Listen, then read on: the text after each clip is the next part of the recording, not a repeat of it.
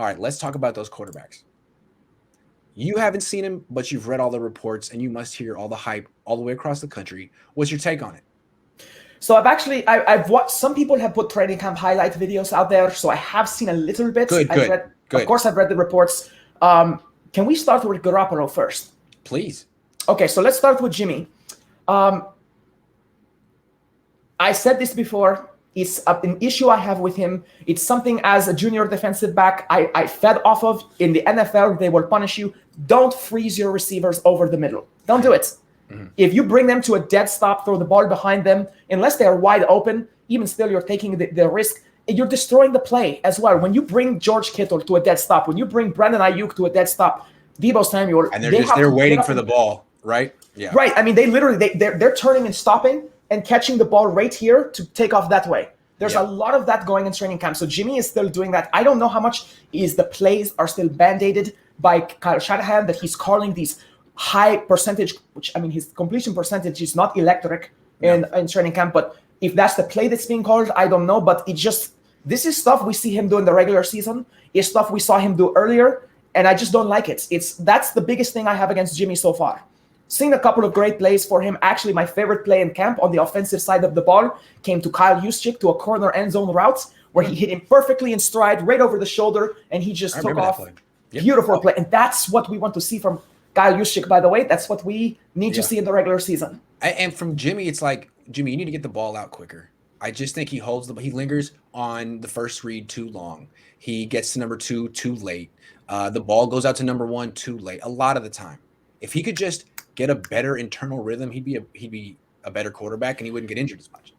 Jimmy G has that. I think he got this from Tom Brady, who is light years better at it, of course, but he has that thing where he comes to almost a dead stop in the pocket and shirks his shoulders like this a couple of times. No one falls for that anymore. They know he does that, and but it's still his thing. The mobility is not there from him so far. But again, Brady does come to a complete stop. He stops his feet. Jimmy does that too. It's not working for Jimmy. It works for Brady. And they look a lot of. Peyton Manning kept his feet alive. Peyton Manning wouldn't come to a complete stop. He was frenetic in the pocket, and it worked for him. He was always resetting. The problem with Jimmy is he goes off his back foot a lot. He doesn't reset as much as he should. And the thing I like about Trey Lance is that he's constantly resetting his feet. He's like, I don't know if he's going to be the kind of guy like Mahomes or Zach Wilson who can make all these throws like a sidearm or throwing, you know what I mean? The off-platform stuff. But Lance is so good at creating space with his athleticism and then resetting his feet, which is a good thing. That's what you want, in my opinion. Yes, because you get power, accuracy, and touch, and it allows you to hit your receivers in stride, and that can take us over. So let's give Jimmy Garoppolo one prop, and that is that he has hit his halfbacks. He's been hitting them for the most part, but that's typical Jimmy. Yes. That's the short passes. He is hitting the short passes. He's really good at that. He's Alex Smith-like, I think, a little bit when it comes to short-range passes. That's what his memo is, basically. That's the memo that Jimmy sends out to the defense of the other teams. I will hit you underneath. I don't have a lot of explosion over the top. I don't have a lot of touch over the top or a lot of power. Yes. So now let's transition right to Trey Lance. We'll have a lot more to say on him because it's more exciting.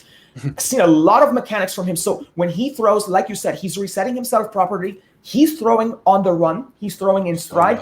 And he comes all the way back, puts his arm forward. He's guiding himself to the ball. Yeah. He has the time to do that. See, if Jimmy could move a little faster, he'd have the time that Trey Lance has to reset. That is something, that's the je ne sais quoi, Rob. We're going to work on that. Good point. Jimmy runs like he's running in combat boots and sand. He just can't get away from the defense. He doesn't have time to set. You're right.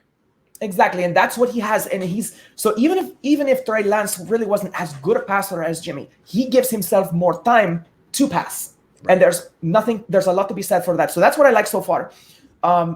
He was 20 of 22, I think it was. He's averaging like over 10 yards. He destroyed the second defense.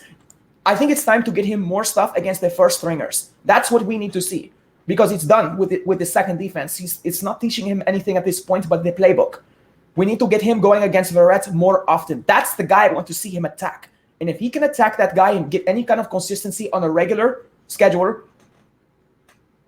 then you're being kind of, I mean, it's a mishap to be loyal to Garoppolo at this point. Yeah. If you have to play Sorry. Go ahead. No, go ahead. You have to play the quarterback who gives you the best chance to win, right? Even Kyle said that. That's his responsibility as the head coach of the team to accurately assess which player gives you the best chance to win. And if it's Trey Lance, you got to start him. You don't just say, well, we're going to stick with the experienced guy just to be safe. Exactly. Who would you say that Trey Lance has had the best chemistry so far? Because I've seen him throw to basically everyone. There's a weird name that keeps coming up that he seems to do well with Sherfield. He does well with everyone. Sybilla, what's interesting about him is he doesn't necessarily lock onto a guy like Kaepernick loved Crabtree, and he was looking for Crabtree. This guy will throw to whoever's open. He gets into his third read. He's not favoring anyone. He's just playing the position. I don't know. It's really good. He'll throw to Dwelly. He'll throw to Kittle. He'll throw to anyone. He doesn't seem like, well, I don't trust you, I'm not going to him. It seems like he's really executing the plays in rhythm and on time the way they should be without, I don't know, it's really quite interesting. Well, that's the thing. When you play football as a kid, you're supposed to go for the touchdown, the score. You're supposed to move the chains, move the ball. You're not supposed to favor your best friend on the team. That kind of politics does start at the high school level, I feel. You're going to start to see that when you have varsity teams and things like that. But for the most part, at the younger level, you're supposed to be like, guys open, pass to him. This guy ran his route perfectly, pass to him. Don't just be looking for the Crabtrees. Crabtree was a bit of a diva, to be honest with you. That's true. Off the field. And I think Kaepernick didn't want to offend him. I think Kaepernick wanted his approval because he came in on a team where Alex Smith, a more established veteran quarterback, was throwing to Crabtree. And Crabtree was vocal about his distaste for the way things were going later in life. Didn't get the ball enough. Didn't get enough opportunity. So a good way to take the team from Alex Smith was to get Crabtree on your side. Exactly. And I think Kaepernick was too focused on that. But going back to Lance, he does spread the ball. Maybe that's why 2 seasons ended with Colin Kaepernick throwing the ball to Crabtree. Sorry, that's neither here nor there. Oof. Yes. Oof. Painful. That's painful. Probably my second worst memory as a 49ers fan is that. Yeah. First is Garrison Hurst. But anyway, I really believe that the reason that Harbaugh thing all fell apart is because it ended the same way 2 years in a row. The throw to Crabtree. It was the Super Bowl 3 passes in a row, and then Richard Sherman taking the same pass and tipping it to Malcolm Smith. Yet they felt like they had missed their opportunity and lost the same way and not learned their lesson. It was probably very, very painful, and a lot of people were pointing the finger. I'm just saying. Anyway, let's stay in the present. Yeah, definitely. So Dwelly actually had a really nice catch with Ward all over him, and that was really good to see. So and if you notice, when Ward came off the ball, he shoved Dwelly really hard in the shoulder. It was affectionate though. It was kind of it was kind of like basically, you got off basically. You got exactly. You beat me, and I don't like being beat. Yeah, he's beefy, Dwelly. So Ward knows he can. He is right. He looks bigger, doesn't he?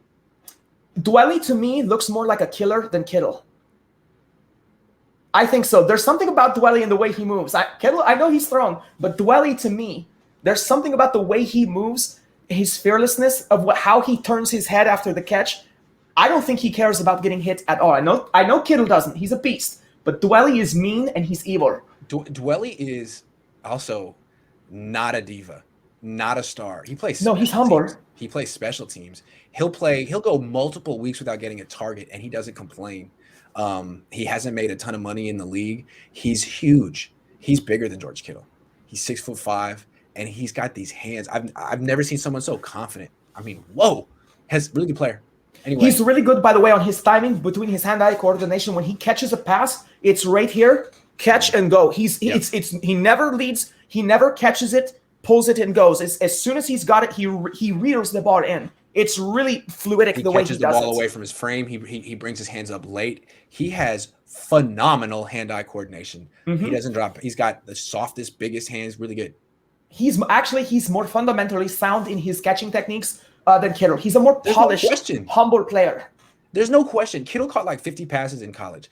Dwelly would catch like 50, 60 passes a season. He was the whole offense at San Diego. Not that it's the same, competition as the Big Ten, but he was the focus of every defense he faced, and he had people hanging on him, double covering him, and it's like, it doesn't matter. I'm going to catch the ball. If you just put it anywhere near him, he catches the ball. I actually feel like I have him for 3 touchdowns this season. I feel like he might pull off 3 touchdowns as a red zone threat. I could get more than that. I mean, from what I'm seeing, I think he could get more. And the other thing that's interesting about him, I don't want him to, and the reason I say that is because then that means Kyle Juszczyk is not being dialed up as often as he should be. Well, they're different. And the thing that's interesting about the way they're using Dwelly this year is that he's getting a lot of balls down the field. Yeah, as he should. He's got the hands and the height. Yeah, so like you can use him in way different ways than Juszczyk. Juszczyk, he's more like Kittle. Get him the ball and let him run. Run. You have to get them rolling. Dwelly is a more catch and fall kind of player. Basically, so. He moves chains if necessary. He could be a red zone threat. Hell yeah. Maybe Juszczyk, the Juszczyk Dwelly Kittle combination, as far as you go to Juszczyk first, you move the ball about 20 yards, you go to Kittle, move the ball about another 20 yards, and then you have yourself a red zone opportunity. That's where Dwelly should at least be in the back of the defense's mind. And even if he's not getting the ball, they need to dial him up enough times that he's in the defense's mind so that your wide receivers have a little bit more opportunity on fades and things like that. Yeah, I absolutely agree. I don't know how we got to talking about Dwelly, but it's always a because he's lot good. of fun.